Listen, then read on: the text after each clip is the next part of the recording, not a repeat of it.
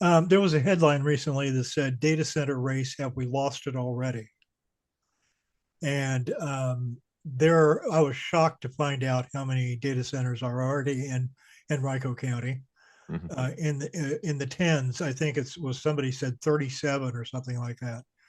And those probably are of all varying sizes and things. But um, this is a real hot button issue for a lot of people because of the environmental impact and also the fact that they are characteristically bad to live near.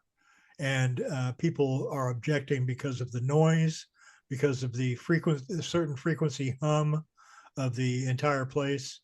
And um, I noticed in the questionnaire that you had about that you would be interested in looking deeply into this and possibly, we could talk about maybe having a national pause on data centers, making them accountable, requiring self-generation of power and what the drawbacks are there, and closing the loopholes which allow these people to run roughshod, evidently, over localities to install their data centers.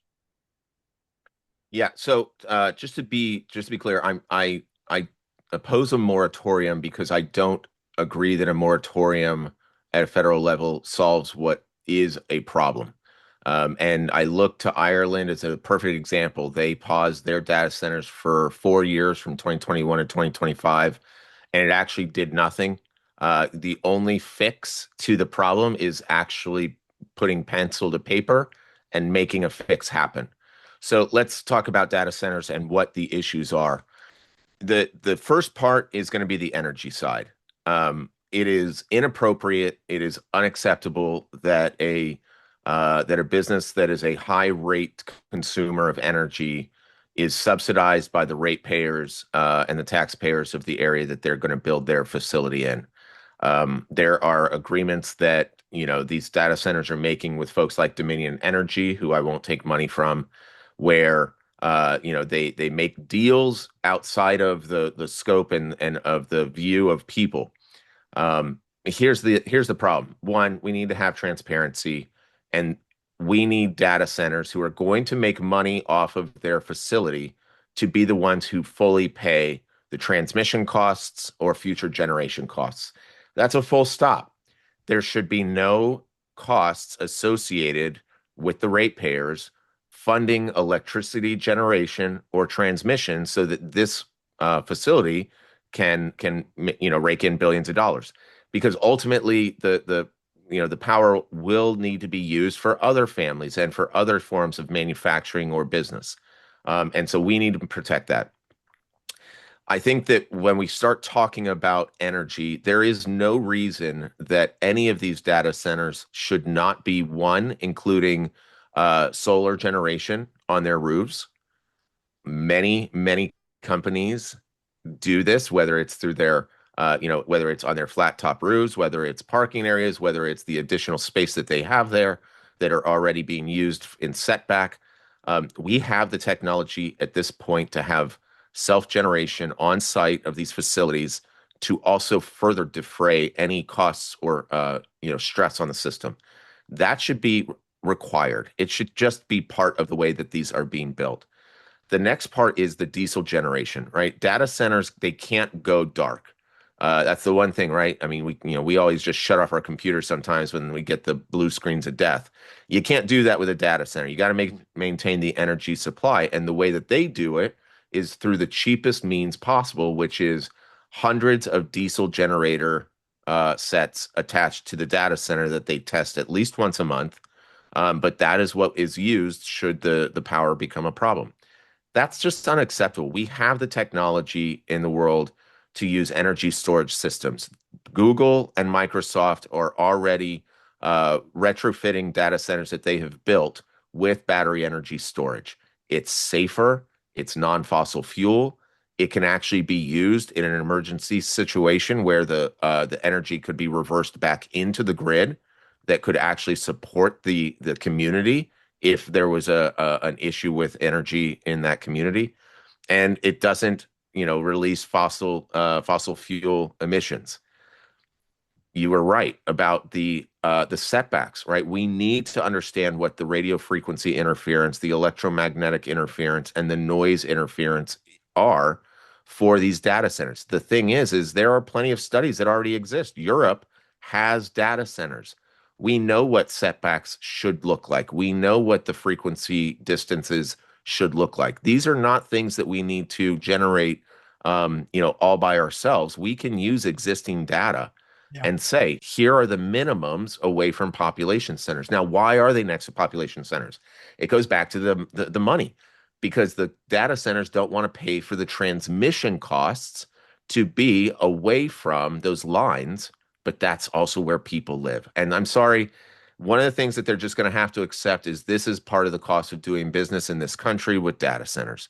That's right. Yeah, it's going to cost you a bit more than you originally thought. Instead of making, hundreds of millions of dollars, now you'll only make a few hundreds of millions of dollars. I mean, it's not as if they're going to this is going to make or break their bottom line.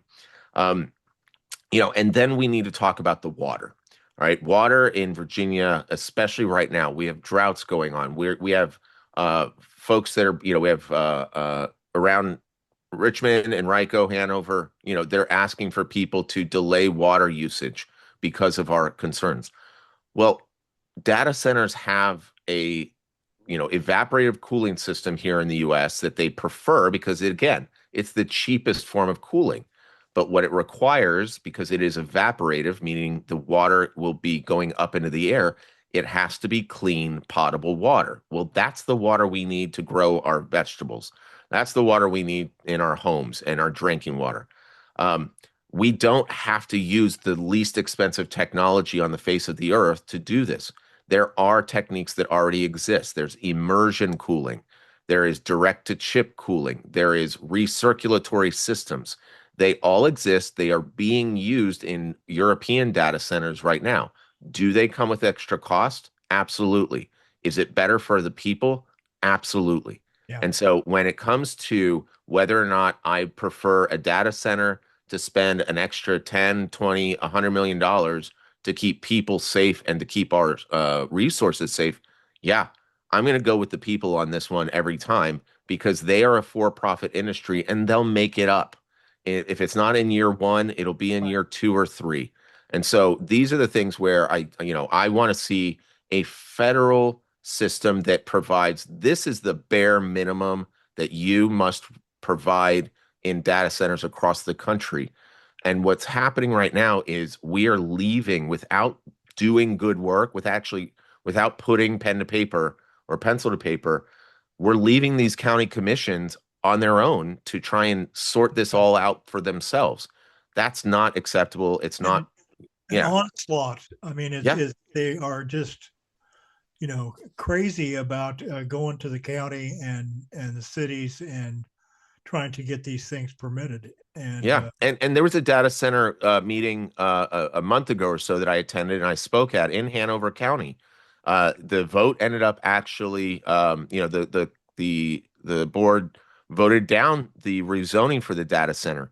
And here's one of the ironies that I thought was, the folks who were the proponents for the data center, they had a very veiled threat that came from Dominion, which was that this data center was, was in the queue and it was like, I don't know, number 1 or 2, or it was in the top 10 of where Dominion was going to take care of it.